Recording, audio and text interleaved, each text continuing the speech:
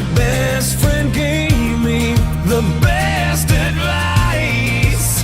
He said each day's a gift and not a given right.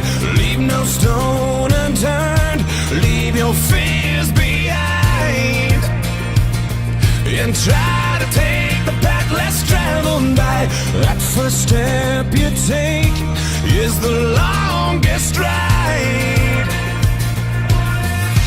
If today was your last day and tomorrow was too late, could you say goodbye to yesterday?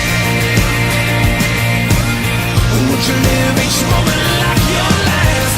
Leave old pictures in the past. Donate every night you had. If today was your last day,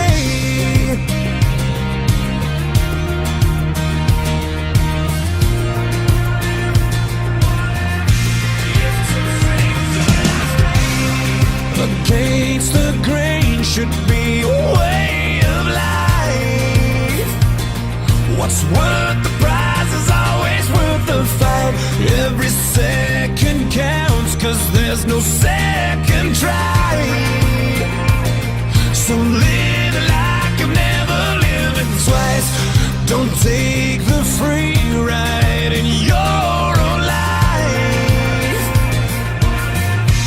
If today was your last day and tomorrow was too late,